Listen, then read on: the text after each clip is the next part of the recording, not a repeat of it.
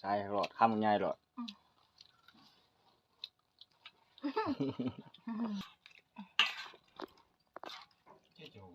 สามน้อยได้เนาะเอาไปห้องมาใส่ อยากแก้ข้าวแก้น้ำนี่กับพอดีจะได้ย่างรอปลาพี่น้องเลยสิพาพี่น้องไปหาอยู่หากินแถวป่าแถวดงไปเลยหาปูหาปลาไป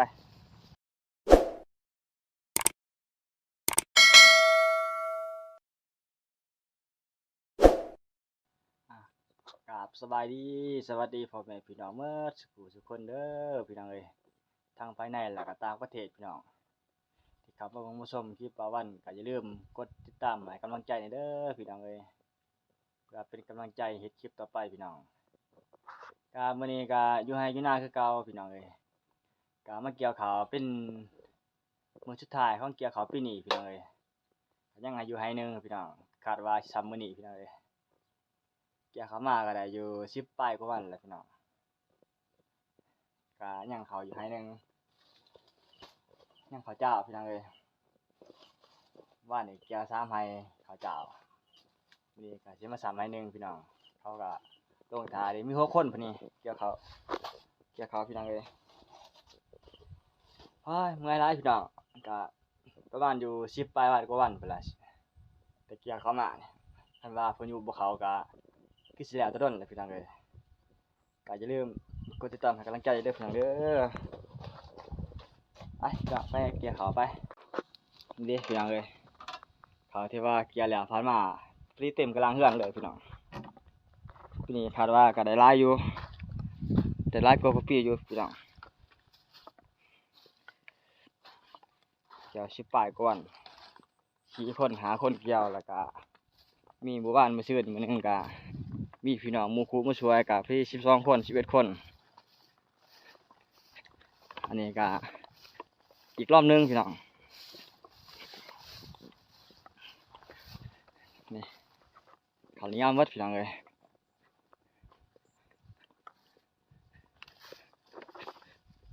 อยู่ตัวนี้อยู่กลางเหล่า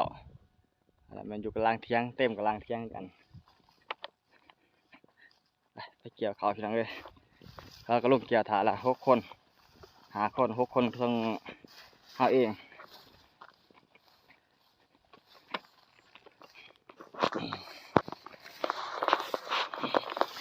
นี่ข้าวเจ้าหอมมะลิ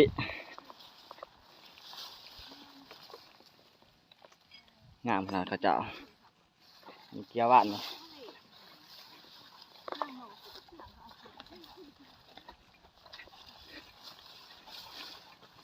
เอาน้ำนี่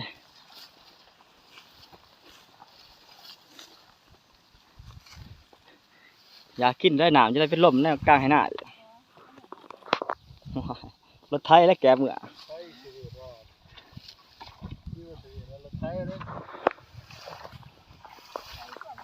ยังอยู่หายเดียว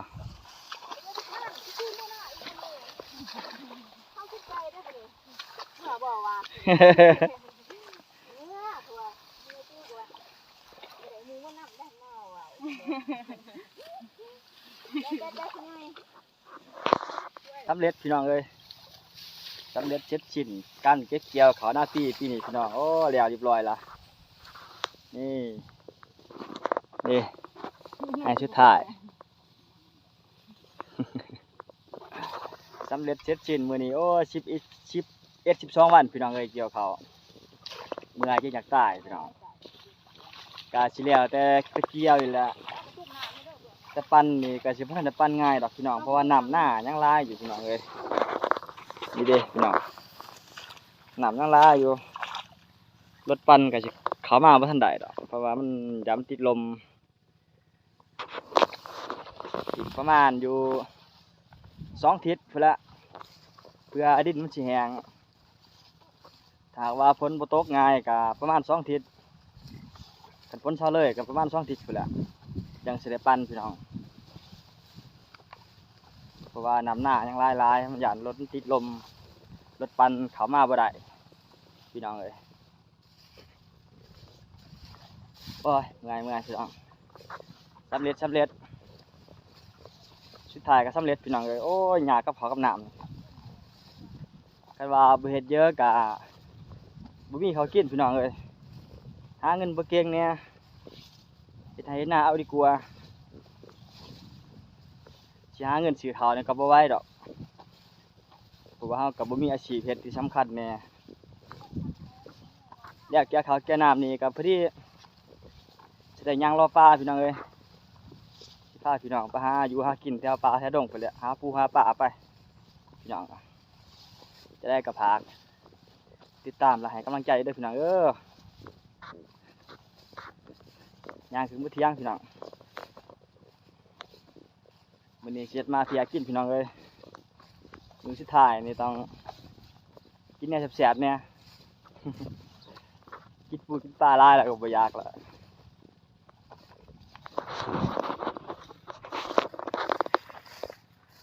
ว้ายง่ายซอยสีเห็ดต้มพี่น้องเอ้ย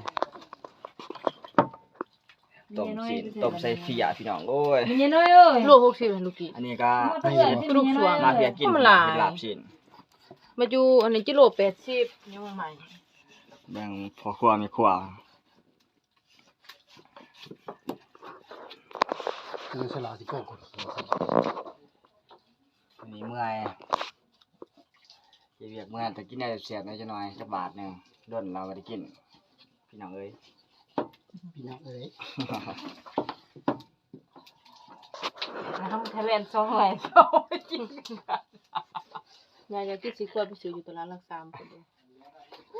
ว่าแล้วคนทะเล เขาไปทูเขาจะฉลาดล้างดีเลยยังมีไปทูอีก บ่มีพวกนั้น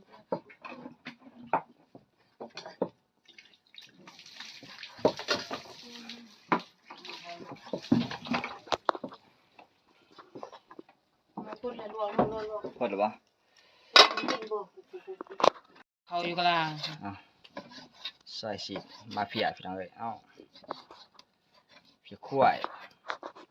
เขาจะบอกขี้ที่มาก่อนเน่าบอกขี้ โอ้นั่นนี่ ยังไม่กิน ชินนี่บ่ บ่กูบ่มีดอกธ มี รรม ดา ดา มีกิน เครื่องในมันธรรมดา เจ้าผักเสียบ่ใส่เลย สิเขากลัว อ้าวบ่ ใส่น้ำคากไป ขยะ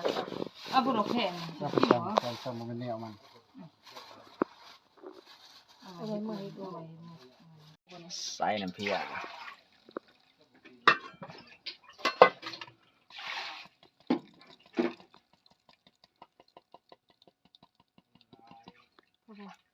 เสียมาพริกดิตับปลาทางลายหนังมันสนนะ เสียงพริกก็เล่นเฮะ ใส่ที่เพีย มันสิใส่จุกหมดเลย ใส่บนตก ยันผสมยันบ่คมนะต้ม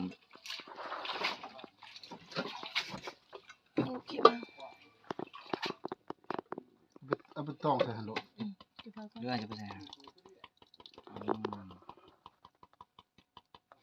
ใส่ตัวประเดี๋ยวหน่อยนึง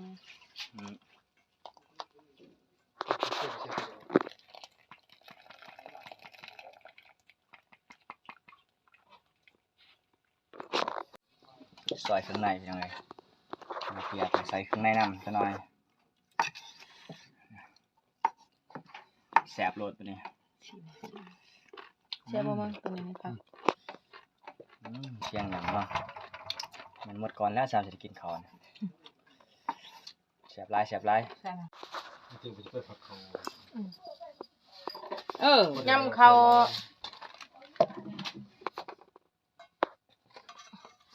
ก็ช้อนมาติมันก็ช้อนมันก็ ตัดใส่เลยแอกระตุแต่ว่า ขี้แก๊บมัน มีขี้แกะขี้สัง มาเอาเบิ่งแกะ โอ้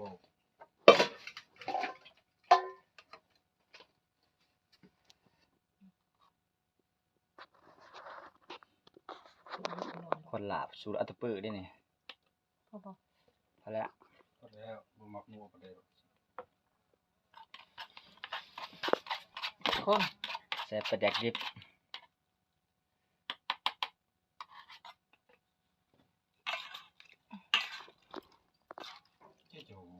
3น้อยได้เนาะ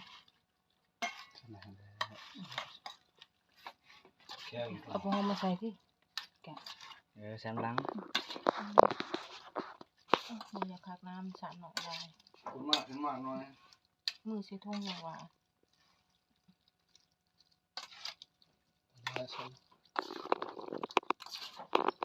เขาเอาข้างปะ ก่อนตอนมือบุกเลยที่ได้หัวตัว ดีดี จองละตักบ่ได้ แม่มันขาด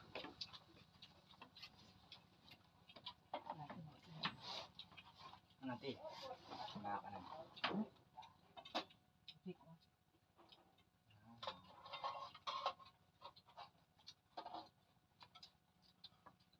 เอานะ มา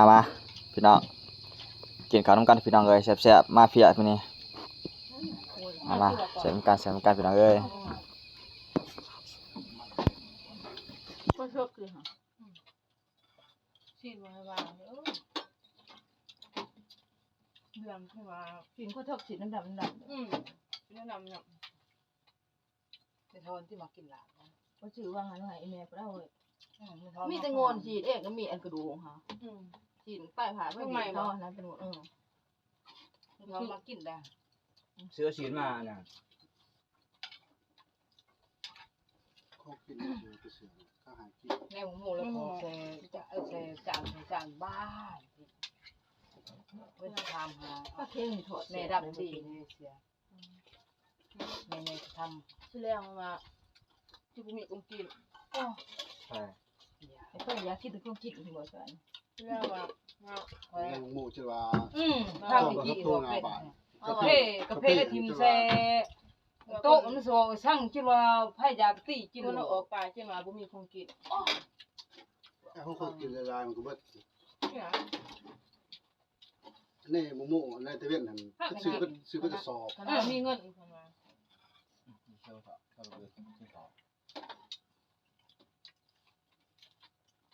เพิ่นที่จิว่าบ่มีน้ำกินจิว่าบ่มีน้ หมูจะแลนมั่งมาเหอะ ำมันสิกินเพียงบ่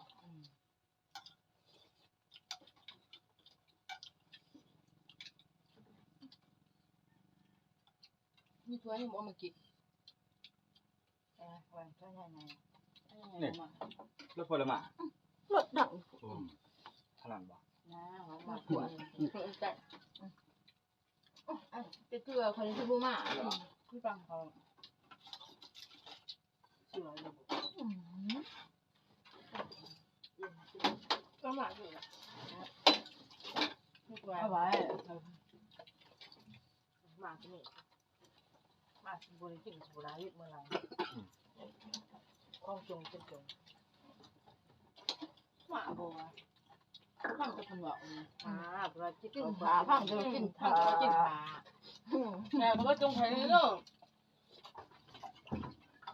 เอามือในบดไหม พูดอย่างสอง พุ่งดีกว่า พูดแบบน้ำเอา จะกระโถที่หน้าเขาถามมาบอกเขาบอกมากินเมื่อมึงอยากกินเลยฮัลโหลฮัลโหลครับ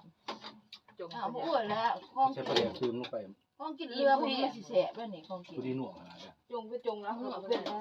ของจงสิกินของยี่เป็นสาม ประจาเป็นแดงซื้อกันจะไป มึงบ่รู้อ่ะดอกที่กับพักที่บ่ ซีนนี่จะได้ลายไปได้มันคือตัวคลิปพิมพ์เลย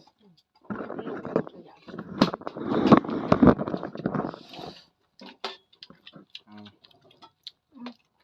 ใช่หลอดข้ามง่ายหลอด